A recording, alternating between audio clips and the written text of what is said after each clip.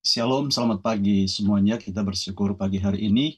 Saya percaya hari ini kita semua menikmati anugerah Tuhan yang Tuhan sediakan bagi kita di sepanjang hari ini. Dan saya percaya kita telah bersekutu dengan Tuhan dan kita siap untuk mendengarkan kebenaran firman Tuhan. Sebelum kita mendengarkan firman Tuhan, kita tunduk kepala dan kita berdoa bersama-sama. Bapa di surga, Bapa di dalam nama Tuhan Yesus, kami umat-Mu, kami murid-murid-Mu, datang dengan rendah hati di hadapan-Mu pada pagi hari ini ya Tuhan, membawa hidup kami. Kami membuka hati kami seluas-luasnya di hadapan-Mu, dan kami mau tunduk di bawah otoritas-Mu, ya Allah. Kami izinkan Engkau sebagai pemilik kehidupan kami, melakukan apapun yang Kau ingin lakukan, kerjakan dalam kehidupan kami. Ya Tuhan, biarlah Tuhan berfirman bagi kami, selidiki kedalaman hati kami yang paling dalam, dan biarlah firman yang hidup Tuhan nyatakan bagi kami pribadi lepas pribadi pada pagi hari ini.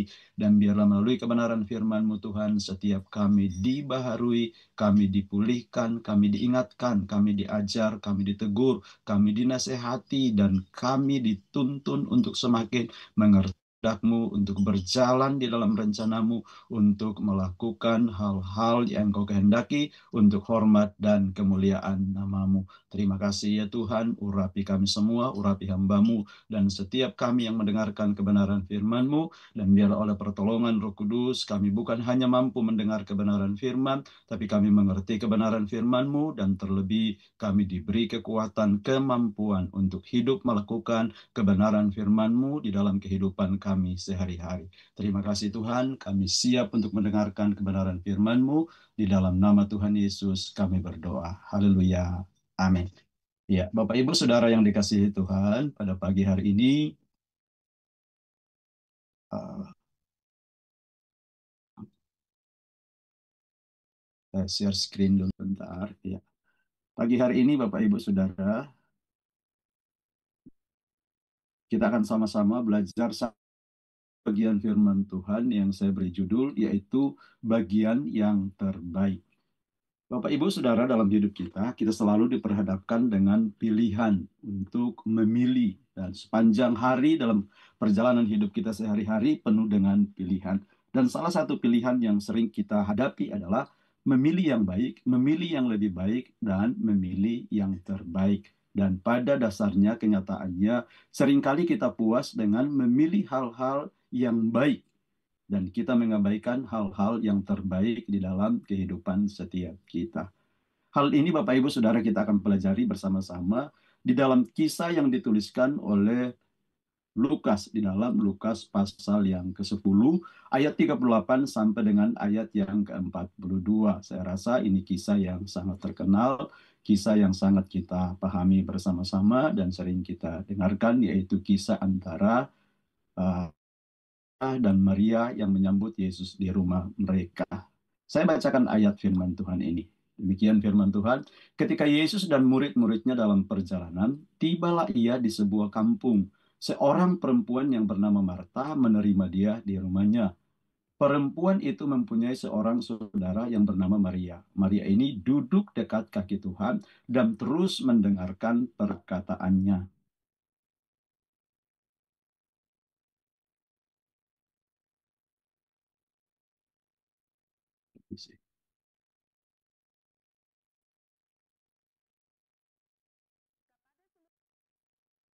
Aku sebentar sedikit bermasalah share screen-nya.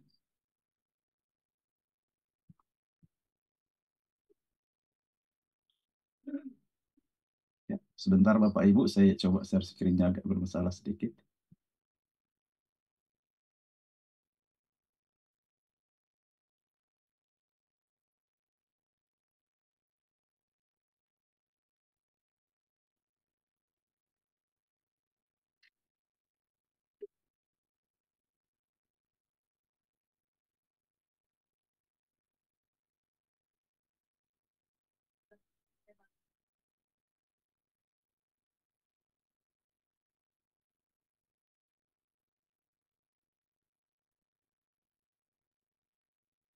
Ya, saya lanjutkan Bapak Ibu Saudara. Perempuan itu mempunyai seorang saudara yang bernama Maria. Maria ini duduk dekat kaki Tuhan dan terus mendengar.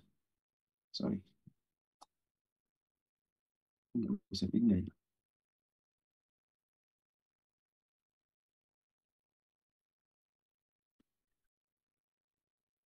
Maaf, bermasalah di share screen. Saya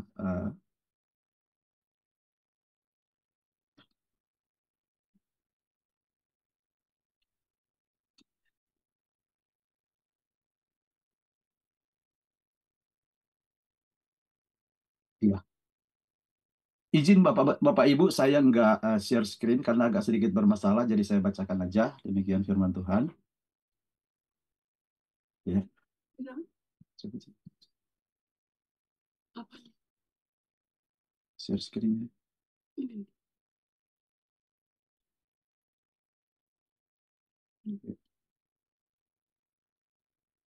Tapi nggak bisa pindah. Bisa kan?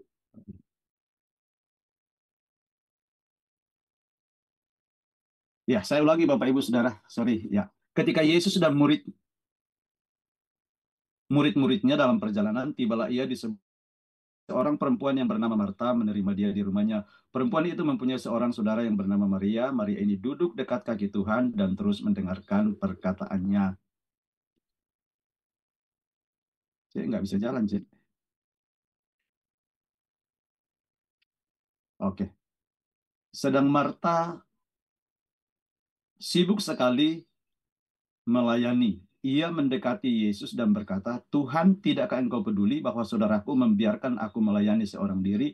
Suruhlah dia membantu aku. Tetapi Tuhan menjawabnya, Marta, Marta, engkau khawatir dan menyusahkan diri dengan banyak perkara. Tetapi hanya satu saja yang perlu. Maria telah memilih bagian yang terbaik yang tidak akan diambil daripadanya. Bapak Ibu Saudara, kisah ini adalah kisah yang sangat kita kenal dan sering kali kita mendengar atau kita pahami bahwa dalam kisah ini ada perbandingan atau ada perbedaan antara dan Maria. Dan sebagaimana yang dikatakan oleh Tuhan di dalam pernyataan Tuhan terhadap kedua adik kakak ini, di mana Tuhan menilai bahwa Maria memilih bagian yang terbaik di dalam kehidupannya, sedangkan Marta memilih untuk khawatir dan menyusahkan diri dengan banyak perkara. Bapak Ibu Saudara, kalau kita cermati bahwa apakah ada perbedaan? Apakah memang lebih baik duduk di bawah kaki Tuhan daripada melayani? Saya rasa Bapak Ibu Saudara, dua hal ini adalah hal yang penting di dalam kehidupan kita sebagai murid Kristus, yaitu melayani adalah hal yang baik dan juga duduk di bawah kaki Tuhan adalah hal yang terbaik.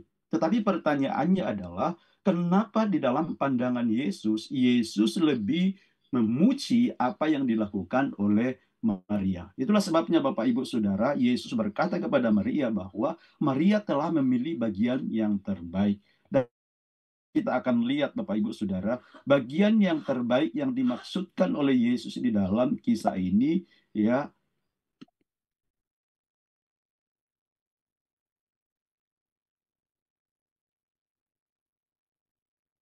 bagian yang terbaik yang Yesus katakan di dalam hal ini, saya lihat ada tiga hal. Hal yang pertama Bapak Ibu Saudara adalah bagian yang terbaik yang dimiliki atau yang dipilih oleh Maria adalah Maria memilih menjadi murid Kristus yang sejati. Bapak Ibu Saudara, dalam konteks atau dalam tradisi orang Yahudi pada waktu itu, ya, duduk di bawah kaki Tuhan adalah tempat bagi para murid. Artinya bahwa murid-murid adalah orang-orang yang punya posisi, punya kesempatan untuk duduk di bawah kaki Tuhan. Itulah sebabnya ketika Maria memilih untuk duduk di bawah kaki Tuhan seperti di dalam ayat 9, ya, untuk mendengarkan perkataan Tuhan, Tuhan melihat itu sebagai bagian yang terbaik di dalam kehidupan Maria atau bagian yang terbaik yang dipilih oleh Maria. Dan saya melihat bahwa ada 4 nilai murid sejati yang ditunjukkan oleh Maria dengan memilih duduk di bawah kaki Tuhan untuk mendengarkan Tuhan berbicara. Nilai yang pertama adalah kerendahan hati untuk diajar atau siap untuk belajar. Dengan duduk di bawah kaki Tuhan, Maria menunjukkan bahwa Maria adalah pribadi yang betul-betul punya keinginan, punya kesiapan untuk diajar. Dan ini tentu Bapak Ibu Saudara adalah wujud daripada sikap rendah hati. Dan seorang murid Kristus yang sejati ya tidak bisa dipungkiri bahwa seorang murid yang sejati harus memiliki kesediaan, kesiapan untuk mau diajar. Namanya murid, Bapak Ibu Saudara, tidak ada murid yang tidak belajar. Ya, tanda atau ciri daripada seorang murid adalah dia harus belajar. Dan seorang yang tidak belajar tidak bisa disebut sebagai seorang murid. Demikian juga dengan kita sebagai murid Kristus. Ketika kita merasa atau ketika kita mengakui, kita menyadari bahwa kita adalah murid Kristus, maka bagi kita sebagai seorang murid, tugas utama kita, hal yang terpenting bagi kita sebagai seorang murid Kristus adalah kita harus mau terus belajar dari hari ke hari. Tapi sayangnya Bapak Ibu Saudara, kebanyakan atau banyak orang mengaku sebagai murid Kristus, tetapi mereka tidak siap untuk diajar. Ya, dan seorang murid yang tidak siap untuk diajar sebenarnya bukanlah murid yang sejati. Jadi kalau kita mengatakan kita adalah, maka hal penting yang harus kita lakukan, yang harus kita miliki di dalam kehidupan kita adalah kita harus memiliki kerendahan hati untuk selalu siap untuk belajar.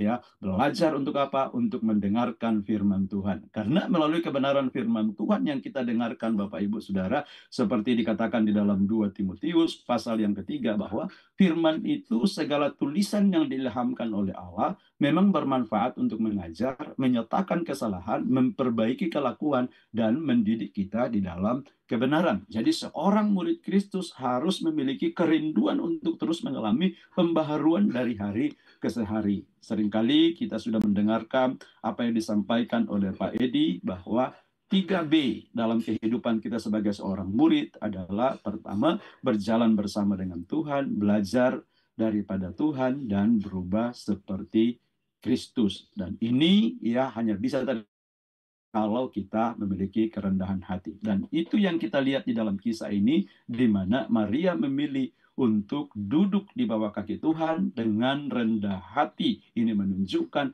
sikap murid yang sejati. Dia menempatkan dirinya pada posisi yang tepat. Jadi Bapak Ibu Saudara, seorang murid yang sejati harus tahu menempatkan diri pada tempat-tempat yang tepat di hadapan Tuhan. Kemudian nilai yang kedua yang Maria tunjukkan ya sebagai seorang murid Kristus yang sejati adalah kerinduan atau kehausan akan firman Tuhan. Di dalam perkataan yang dikatakan dalam ayat tersebut, Maria ini duduk dekat kaki Tuhan dan terus mendengarkan perkataannya. Kata terus dari bahasa aslinya ini Bapak Ibu Saudara menunjukkan bahwa bukan sesuatu yang terjadi satu kali, tetapi adalah sesuatu yang berulang atau terus menerus. Artinya bahwa Maria duduk di bawah kaki Tuhan, terus mendengarkan perkataan Tuhan, itu menunjukkan bahwa Maria memiliki kehausan yang dalam akan firman Tuhan di dalam kehidupannya. Kerinduan yang dalam untuk terus mendengarkan kebenaran firman Tuhan di dalam kehidupannya. Bahkan itu menjadi prioritas utama di dalam kehidupannya. Ketika Yesus datang di rumahnya, hal terpenting yang dia tahu, yang dia perlukan adalah dia butuh untuk mendengarkan kebenaran firman Tuhan di dalam kehidupannya. Dia haus dan dia rindu untuk mengalami kebenaran firman Tuhan di dalam kehidupannya. Bapak Ibu Saudara, seringkali kita sebagai hamba-hamba Tuhan, sebagai pelayan, kita mungkin lebih sering ya lebih mempersiapkan diri kita untuk bisa berbagi firman Tuhan atau menyampaikan firman Tuhan. Bahkan seringkali saya sendiri mengalami kadang-kadang terjebak Bapak Ibu Saudara di dalam hanya firman Tuhan untuk pelayanan, atau kadang-kadang ya belajar itu belajar untuk mempersiapkan pelayanan, dan berbeda dengan apa yang dilakukan oleh Maria. Maria bukan mempersiapkan pelayanan, tapi Maria duduk di bawah kaki Tuhan karena dia membutuhkan, karena dia merindukan firman di dalam kehidupannya. Kenapa Maria merindukan firman, haus akan firman Tuhan? Saya percaya Maria melakukan ini karena dia menyadari bahwa firman itu adalah sesuatu yang terpenting, yang sangat berguna, yang sangat bermanfaat, yang sangat dibutuhkan oleh kehidupannya. Sehingga dia memiliki kehausan dan kerinduan akan firman Tuhan. Dan saya rasa Bapak Ibu Saudara sebagai seorang murid Kristus yang sejati, kita tidak hanya menjadi pribadi yang mampu, yang terus berjuang, berusaha untuk bagaimana kita dapat berbagi firman Tuhan, menyampaikan firman Tuhan, menasehati orang lain dengan firman Tuhan. Tetapi lebih daripada itu, hal yang penting bagi seorang murid sejati adalah dia sendiri memiliki kerinduan, kehausan akan firman di dalam kehidupannya. Bahkan Bapak Ibu Saudara, yang ideal atau yang benar adalah ketika kita berbagi firman Tuhan, firman yang kita bagikan adalah firman yang kita alami, firman yang sudah terjadi di dalam kehidupan kita. Dan saya percaya pelayanan yang demikian, ketika kita berbagi firman yang demikian, firman tersebut akan membawa dampak. Dan itu sebabnya juga bahwa seringkali kita melihat orang berbagi firman Tuhan tapi tidak membawa dampak apa-apa, karena saya percaya firman tersebut hanyalah firman yang dia bisa katakan, tetapi firman yang tidak dia alami di dalam kehidupannya. Kemudian nilai yang ketiga, nilai murid yang sejati yang ketiga yang ditunjukkan oleh Maria dengan duduk di bawah kaki Tuhan adalah keberanian melawan arus. Bapak Ibu Saudara, kita tahu bahwa pada zaman Tuhan Yesus, ya, kesempatan untuk menjadi murid itu adalah kesempatan bagi para pria. Artinya tidak mudah ya bagi seorang wanita untuk ya duduk sebagai murid di hadapan para rabi-rabi. Tetapi kita lihat ketika Yesus datang di rumah Marta dan Maria. Maria ini memilih ya untuk bertentangan dengan kebiasaan yang ada pada waktu itu, dengan memberanikan diri untuk datang dan duduk di bawah kaki Tuhan. Dan kita lihat Yesus memberi kesempatan itu kepadanya. Jadi kita lihat di sini bahwa seorang murid sejati, seorang murid Kristus yang sejati adalah orang yang berani, harus berani untuk melawan arus. Tidak hanya ikut-ikutan dengan apa yang ada, tetapi berani menantang ketidakbenaran, berani menantang sesuatu yang menghalangi, yang menghambat, atau bahkan hal yang berlaku secara umum. Dan itu yang dilakukan oleh Maria. Maria berani menantang atau melawan ini. Kemudian hal yang kedua yang kita lihat bahwa keberanian Maria untuk melawan arus adalah bahwa pada umumnya, dan itu berlaku sampai sekarang Bapak Ibu Saudara, ketika ada tamu datang di rumah, maka hal yang umum orang lakukan itu adalah apa yang dipilih oleh Marta, yaitu melayani. Dan itu adalah sesuatu yang wajar, bahkan itu adalah sesuatu yang sopan. Bayangkan Bapak Ibu Saudara, kalau ada orang datang ke rumah kita, lalu kita tidak melayani, ya, atau kita datang ke rumah seseorang dan kita tidak dilayani, maka secara umum atau secara budaya kita akan menganggap, oh, kok orang itu buat begitu ya? Kok saya kayak seakan-akan nggak diterima ya? Atau mungkin kita bisa berkata bahwa kok orang itu kayak tidak sopan ya? Karena memang kenyataannya bahwa itu kondisi yang ada. Itu adalah sesuatu yang wajar. Bahwa kalau ada tamu, mereka dilayani dengan sebaik-baiknya. Dan itu yang dipilih oleh Marta. Artinya Marta memilih sesuatu yang bersifat umum, ya, tetapi tidak memilih sesuatu yang bersifat khusus. Berbeda dengan Maria, memilih sesuatu yang berbeda daripada biasanya. Maria memilih bertentangan dengan apa yang berlaku secara umum pada waktu itu, yaitu dengan duduk di bawah kaki Tuhan, yang seharusnya pada waktu itu juga itu adalah posisi atau kesempatan bagi para pria, tetapi Maria memilih itu. Ini menunjukkan bahwa seorang murid sejati harus memiliki keberanian untuk melawan arus. Dalam dunia di mana kita ada sekarang, Bapak Ibu Saudara, di hadapan kita, baik di rumah, di pekerjaan, di lingkungan di mana kita ada, tentu ada banyak ya tantangan atau ada begitu banyak arus yang deras, yang kuat.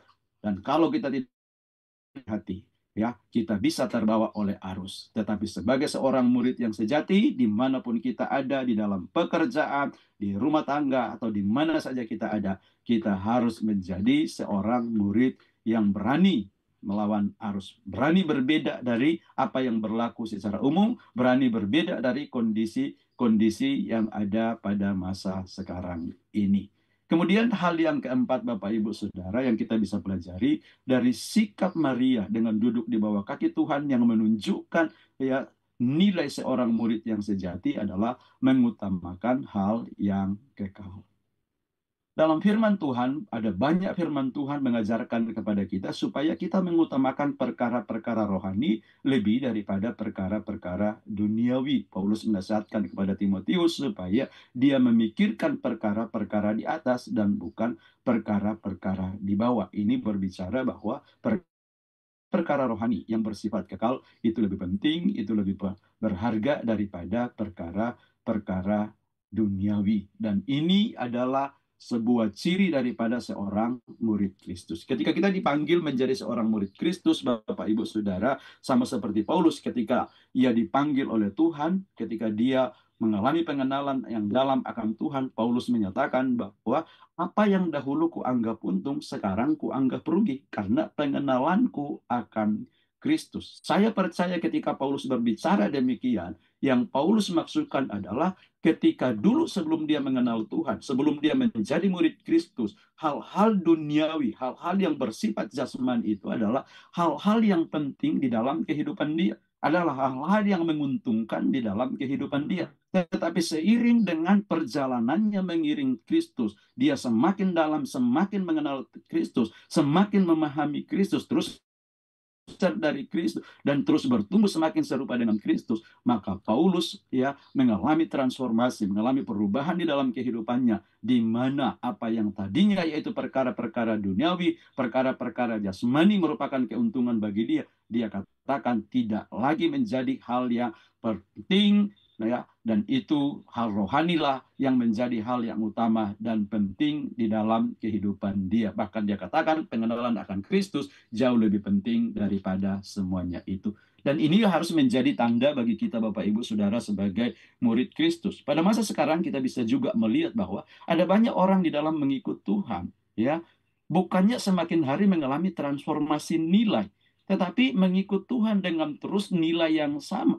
Kesungguhan mereka bukanlah kesungguhan karena mereka mengalami transformasi di mana terjadi perubahan nilai, tetapi mengikut Tuhan dengan terus berharap dengan tujuan utama adalah supaya dapatkan berkat yang melimpah daripada Tuhan. Mengejar perkara-perkara duniawi dengan apa? Dengan hidup melayani Tuhan, dengan hidup takut akan Tuhan. Mereka berpikir dengan cara yang demikian, tujuannya adalah supaya semakin diberkati oleh Tuhan. Bapak Ibu Saudara, apa yang kita pelajari di dalam kisah ini, Maria menunjukkan nilai seorang murid sejati bagi kita, di mana Maria duduk di bawah kaki Tuhan, dia mengutamakan perkara-perkara rohani lebih daripada perkara-perkara jasmani.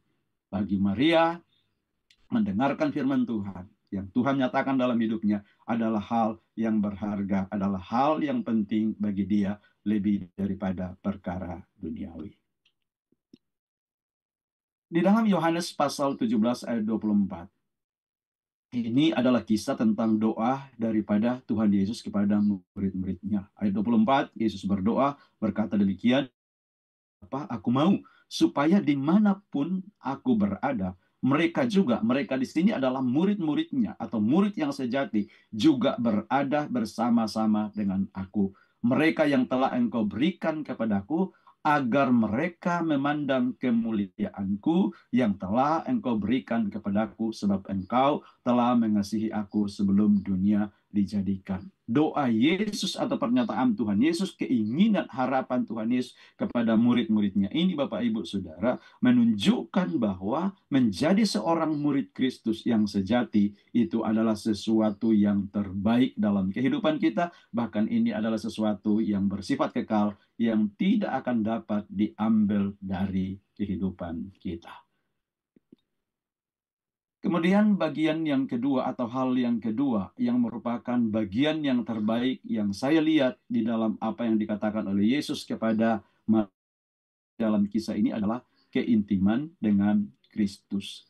Kita lihat di sini bahwa Maria memilih duduk di bawah kaki Tuhan. Itu menunjukkan Bapak Ibu Saudara bahwa Maria lebih memilih keintiman atau kedekatan dengan Tuhan di dalam kehidupannya. Dalam ayat 39 bagian B sampai dengan ayat yang ke-41 dikatakan demikian, Maria ini duduk dekat kaki Tuhan dan terus mendengarkan perkataannya, sedang Marta sibuk sekali melayani. Ia mendekati Yesus dan berkata, Tuhan, tidakkah engkau peduli bahwa saudaraku membiarkan aku melayani seorang diri? Suruhlah dia membantu aku. Tetapi Tuhan menjawabnya, Marta, Marta, engkau khawatir dan menyusahkan diri dengan banyak perkara. Bapak Ibu Saudara, dari ayat ini kita bisa melihat, ya. Dari ayat ini kita bisa melihat bahwa pilihan Maria untuk duduk di bawah kaki Tuhan itu adalah sebuah pilihan, kesadaran akan pentingnya keintiman dengan Tuhan. Berbeda dengan apa yang dilakukan oleh saudaranya yaitu Marta. Dikatakan Marta sibuk melayani sedangkan ya Maria duduk dekat kaki Tuhan. Duduk dengan diam, duduk dengan tenang untuk mendengarkan perkataan-perkataan Tuhan. Bapak Ibu Saudara, antara keintiman dan pelayanan adalah dua hal yang tidak bisa dipisahkan. Artinya Bapak Ibu Saudara, dua hal yang tidak bisa kita pilih salah satu di antaranya. Artinya adalah dua hal yang saling berhubungan, yang saling berkaitan satu dengan yang lain. Tapi yang sering terjadi adalah banyak orang sibuk di dalam pelayanan tetapi mengabaikan keintiman dengan Tuhan. Dan mungkin bisa saja banyak orang berpikir bahwa dengan kita melayani itu akan membawa kita di dalam keintiman dengan Tuhan. Tetapi yang benar Bapak Ibu Saudara adalah pelayanan itu lahir dari keintiman dengan Tuhan dan bukan pelayanan melahirkan keintiman dengan Tuhan. Dan kita bisa lihat apa akibat Bapak Ibu Saudara daripada pelayanan yang tidak lahir daripada keintiman atau pelayanan tanpa keintiman dengan Tuhan. Itu yang terjadi dengan Marta. Apa yang terjadi? Kita lihat bahwa dalam kesibukannya melayani tanpa keintiman dengan Tuhan, akhirnya dia jadi lelah, dia jadi jenuh dengan pelayanannya, ya. Kita lihat dia jadi mengeluh, dia jadi marah. Bahkan kita lihat di situ bahwa ya hatinya jadi gelisah, bahkan hatinya jadi takut, ya khawatir dengan apa yang dia lakukan. Kenapa Bapak Ibu Saudara? Karena pelayanan yang lahir dari keintiman dengan Tuhan. Tapi saya percaya Bapak Ibu Saudara, pelayanan yang lahir dari keintiman adalah pelayanan yang penuh dengan damai, yang penuh dengan kekuatan, yang penuh dengan ketenangan, yang penuh dengan sukacita dan tanpa keluhan. Kata khawatir di sini Bapak Ibu Saudara, kalau di dalam bahasa Yunani yang digunakan dalam kisah ini adalah merimnas, diambil dari kata merimnau, ya. Artinya Bapak Ibu Saudara ditarik ke berbagai arah. Jadi di sini kita lihat bahwa kondisi yang dialami oleh Marta adalah hatinya, hati daripada Marta ini terpecah atau ditarik oleh berbagai hal atau berbagai kepentingan dalam apa yang dia lakukan. Jadi hatinya terpecah oleh banyak hal. Di satu sisi dia ingin menyenangkan Tuhan, tapi di satu sisi dia bisa saja ingin mendapatkan pengakuan, ingin mendapatkan pujian. Dia tidak fokus menyenangkan Tuhan atau mendapatkan perhatian daripada orang lain. Dan itulah sebabnya karena dia tidak fokus Bapak Ibu Saudara, akhirnya dia jadi, ya kalau bahasa kita adalah dia jadi kesal. Ya, bahkan dia jadi iri. Kenapa kok ya saya sibuk melayani kok ya sedangkan Marta enak-enak saja duduk di situ. Dan ini artinya bahwa Maria enak-enak aja duduk di bawah kaki Tuhan. Ini menunjukkan bahwa Marta tidak memiliki fokus yang terarah, fokus yang jelas di dalam pelayanan. Kenapa Bapak Ibu Saudara? Karena pelayanannya bukan pelayanan yang lahir dari keintiman. Dan mungkin ini bisa saja menjadi pengalaman kita di dalam melayani. Bapak Ibu Saudara, kita terlalu sibuk dengan berbagai macam pelayanan dan ujung-ujungnya kita jadi lelah, ujung-ujungnya kita jadi kesal, ujung-ujungnya kita mempersarakan orang lain, ujung-ujungnya kita menuntut orang lain, ya. Padahal pelayanan itu adalah tujuannya adalah untuk menyenangkan hati Tuhan, untuk memuliakan Tuhan, untuk melakukan yang terbaik kepada Tuhan.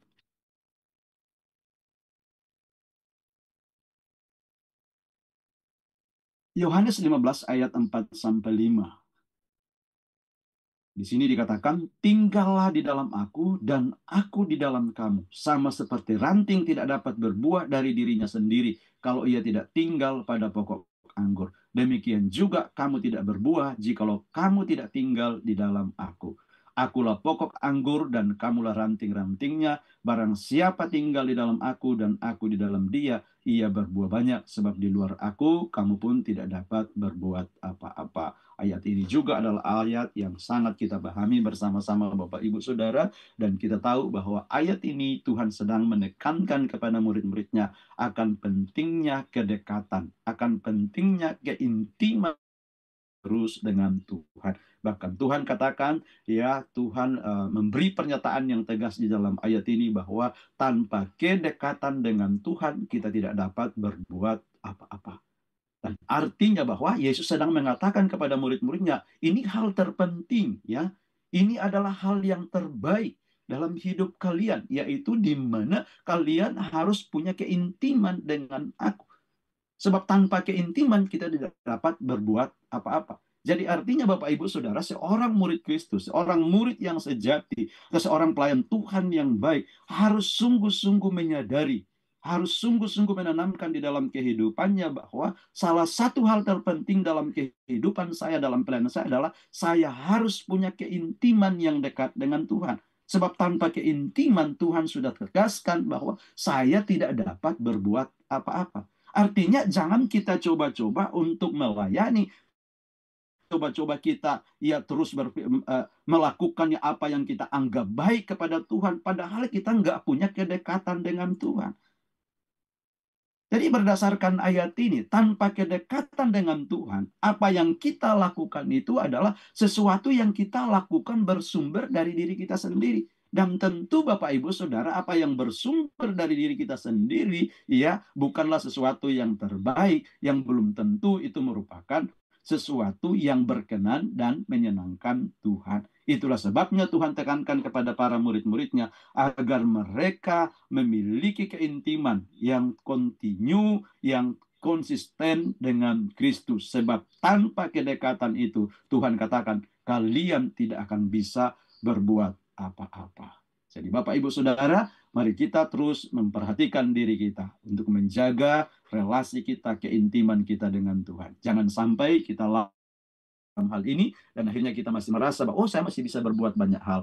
Padahal Tuhan sudah katakan kita tidak bisa berbuat apa-apa. Tidak bisa berbuat apa-apa di sini bukan berarti benar-benar kita nggak bisa kerjakan apa-apa. Tetapi saya rasa yang Tuhan maksudkan apa yang kita lakukan di luar daripada keintiman dengan Tuhan bukanlah sesuatu yang menyenangkan, bukanlah sesuatu yang sesuai dengan kehendak Tuhan.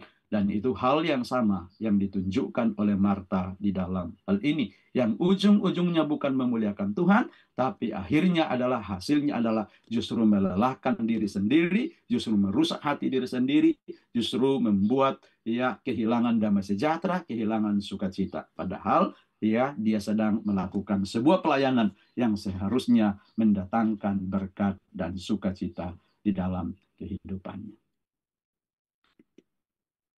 Kemudian bagian terbaik yang ketiga yang saya lihat di dalam kisah ini adalah apa yang Tuhan katakan kepada Maria, bahwa Maria telah memilih bagian yang terbaik yang tidak dapat diambil daripadanya.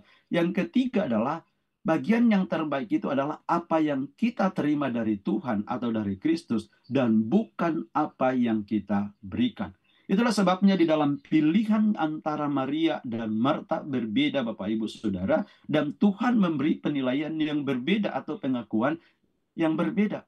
Ketika Yesus datang di rumah mereka, Marta memilih untuk sibuk melakukan atau memberikan sesuatu kepada Tuhan, memberikan yang terbaik kepada Tuhan. Tetapi di satu sisi Maria memilih Bapak Ibu Saudara untuk menyiapkan dirinya untuk menerima sesuatu daripada Tuhan.